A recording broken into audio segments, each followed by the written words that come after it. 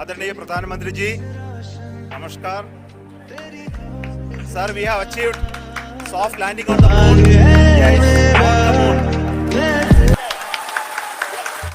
जी हाँ, 23 अगस्त को शाम 6:04 के आसपास यह चांद पे सॉफ्ट लैंडिंग कर चुका है। अब भारत के लिए क्या क्या बदलाव हो जाएंगे इस सफलता के बाद, उन सभी के बारे में बात करेंगे। नमस्कार दोस्तों, मैं राहुल स्वागत करता हूँ मेरे YouTube channel learn with Rahul.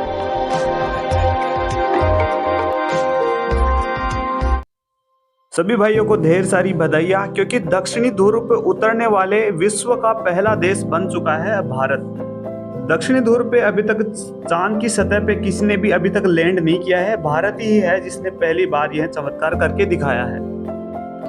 दोस्तों, चंद्रयान 3 सतीश धवन केंद्र सार श्री हरिकोटा से 14 जुलाई 2023 शुक्रवार को 2:35 को यह लॉन्च हुआ था। यह बात चल रही थी कि यह दक्षिणी ध्रुव पर 23 अगस्त तक पहुंच जाएगा। तो शाम को 6:04 पे यह लैंड भी कर चुका है सफलतापूर्वक। ठीक है दोस्तों, हमारे इस मिशन में लगभग 40 दिन का समय लगा है और इसको LVM-3 से लॉन्च किया गया है। LVM-3 को बाहुबली के नाम से जाना जाता है। मैं आपको बता दूं, LVM-3 ने अभी तक एक बार भी असफलता नहीं देखी है, अर्थात LVM-3 ने हमेशा सफलता ही देखी है। LVM-3 एक बार भी असफल नहीं हुआ है और इस बार भी असफल नहीं हुआ। इसी कारण LVM-3 को बाहुबली के नाम से जाना जाता है। वैसे तो चंद्रमा की सतह पे ऐसे लैंड करने वाला यह विश्व का भारत चौथा देश बन जाता है, लेकिन दक्षिणी ध्रुव पे सॉफ्ट लैंडिंग करने वाला भारत विश्व का पहला देश बन जाता है। अभी तक किसी ने भी यह सफलता प्राप्त नहीं की है। अब इस सफलता के बाद बदलाव ये होंगे कि विश्व में भारत को एक अलग छवि मिल जाएगी। सभी देशों को पता चल जाएगा कि भारत चंद्रमा की सतह पर लैंड किया है, तो वह जो भी सैटेलाइट है, जो भी कम्युनिकेशन के माध्यम है, उनको लॉन्च कराने के लिए वह भारत की सहायता लेंगे। अब जैसे जैसे भारत की सहायता लेंगे तो भारत का इसमें आर्थिक विकास होना स्वाभाविक है।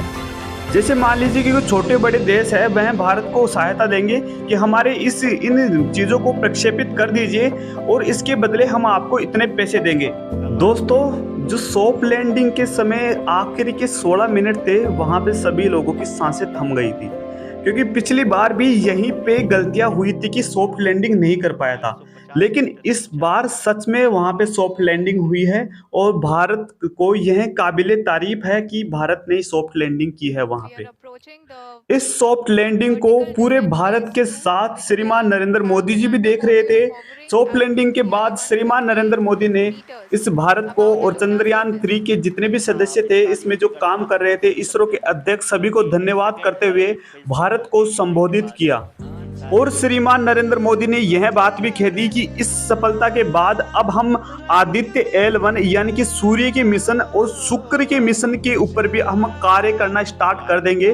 दोस्तों, मैं आपको बता दूं कि आदित्य L1 के बारे में बहुत पहले से चर्चा थी। अब भारत इसके ऊपर कार्य करना स्टार्ट कर चुका है बहुत पहले से ही, लेकिन अब यह इसको भी प्रक्षेपित करेगा, क्योंकि भारत का जो इसरो का सबसे पहले महत्वपूर्ण मिशन था, वह था कि चंद्रयान की सफलता कैसे भी करके वह प्राप्त कर ले। उसके बाद ही वह आगे की मिशनों के बारे में सोचेगा।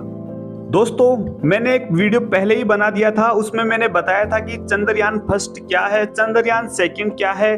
दोस्तों, चंद्रयान फर्स्ट की सफलता हुई थी। भारत ने विश्व में पहली बार यह पता किया था कि चंद्रमा के ऊपर पानी है और पानी ठोस अवस्था में है। यह हमारे चंद्रयान फर्स्ट की सफलता थी।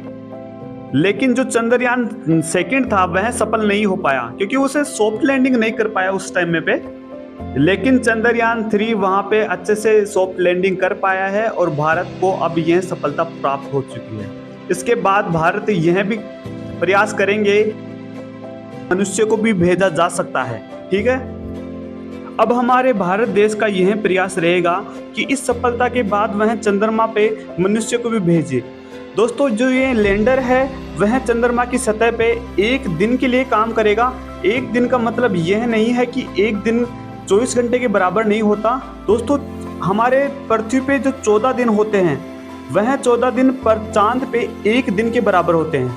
ठीक है, तो वह वहाँ पे एक दिन अर्थात 14 दिनों के बराबर वहाँ पे रहेगा चांद के ऊपर। वहाँ पे पानी, जो भी खनिज तत्व है, सभी के बारे में वहाँ पे खोज करेगा अच्छे से। चंद्रमा की जो दक्षिणी ध्रुव में जो रहस्यमयी माना जाता है उसके बारे में अच्छे से वहाँ पे खोज करेगा, पता लगाएगा कि वहाँ पे क्या क्या है, क्या क्या नहीं है। दोस्तों, जो विश्व की दूसरी एजेंसियां है जैसे कि नासा हो गया, कोसमोस हो गया, उनको जब यह इसरो यह जानकारी, जो चंद्रमा के दक्षिण ध्रुव की जानकारी अगर शेयर करता है, उसके बदले नासा वाले और कोसमोस वाले इसरो को यानी कि भारत को जितने चाहे उतने पैसे देने के लिए तैयार रहेंगे। दोस्तों, यही होता है कि कैसे भारत की छवि तो इसमें सुधरती है, और लेकिन इससे आमदनी यानी कि भारत की जो आर्थिक व्यवस्था है यानी अर्थव्यवस्था में भी बहुत सुधार आता है इन मिशनों की सफलता के बाद।